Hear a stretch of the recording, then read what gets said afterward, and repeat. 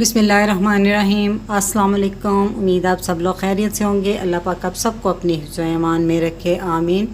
जी, आज मैं आपके साथ शेयर कर रही हूँ नमकीन गोश्त की रेसिपी, जो कि बहुत ही मैं आसान तरीके से आपको बताऊँगी और बहुत मज़ेदार बनेगी। तो रेसिपी शुरू करने से पहले जो लोग मेरे चैनल पर नए हैं, काइंडली वो सब्सक्राइब करें, साथ में बेल के बटन को ज़रूर दबाएँ ताकि मेरी हर नई वीडियो सबसे पहले वो देख सकें। तो जी शुरू करते हैं।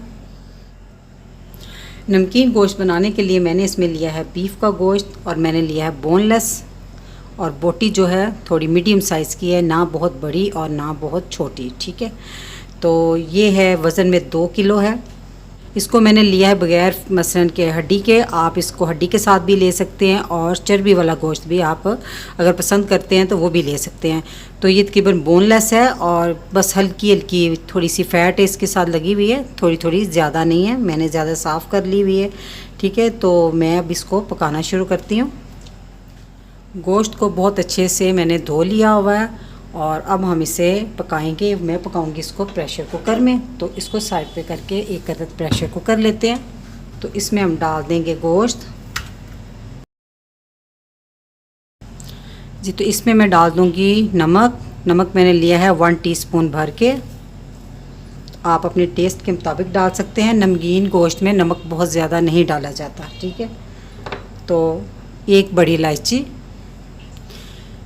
डाली है मैंने, इसलिए कि इसमें ईद का गोश्त होता है तो इसमें एक मखसूस स्मेल होती है, तो इलायची डालने से इसकी स्मेल ख़त्म हो जाती है। तो ये हैं तकरीबन 20 दाने काली मिर्च के। ठीक, बस इससे ज़्यादा मैं इसमें कुछ नहीं डालती। अब इसमें हम डाल देंगे पानी, और 4 कप मैंने पानी डाल दिया इसमें। आप इसमें थोड़ी सी ज़्यादा यखनी चाहते हैं तो थोड़ा पानी ज़्यादा भी डाल सकते हैं। तो अब हम इसको रख देंगे चूल्हे पे। जी, तो प्रेशर कुकर को मैंने चूल्हे पर रख दिया था गोश्त गलने के लिए। तो आप देख सकते हैं इसमें उबाल आ गया। हमेशा जब भी प्रेशर में कोई चीज़ पकाएं, पहले उसको चीज़ को उबाल दिलाएं, फिर उसका ढक्कन बंद करें। अब इसके ऊपर ये एक मैल आ रही है, वो आपने उतार देनी है। अब हम इसका ढक्कन कर देंगे बंद। इस पर रख देंगे अब हम वेट। शुरू में आँच तेज़ होगी, जब इसकी विसल चल जाएगी तो फिर आपने आँच लो मीडियम कर देनी है, और लो मीडियम आँच पे इसको 40 मिनट का टाइम देना है, ताकि गोश्त जो है अच्छे से गल जाए। 40 मिनट प्रेशर चलने के बाद चूल्हा बंद कर दिया। तो इसकी अच्छे से भाप निकालने के बाद अब हम इसका ढक्कन खोलेंगे। माशाल्लाह से अल्हम्दुलिल्लाह गोश्त जो है नमकीन बनकर बिल्कुल तैयार है। तो इसकी अब हम एक बोटी चेक कर लेते हैं।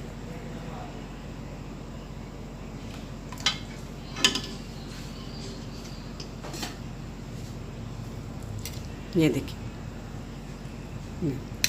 बहुत गली हुई है, हाथ से भी देख लें, गरम बहुत है। ये देखिए रेशा रेशा लदा हो रहा है।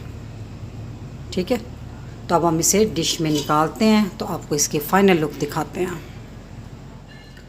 माशाल्लाह से नमकीन गोश्त को मैंने डिश में निकाल लिया है। आप इसकी फ़ाइनल लुक देख सकते हैं। बहुत ही ये मज़ेदार बनता है, बहुत ही कम मसालों में बहुत ही लजीज नमकीन गोश्त ये बनकर तैयार है। तो इस रेसिपी को ज़रूर ट्राई कीजिएगा। तो रेसिपी अच्छी लगी तो मेरी वीडियो को लाइक, फैमिली मेम्बर, फ्रेंड के साथ शेयर कीजिएगा। दुआओं में याद रखिएगा। अल्लाह हाफिज़।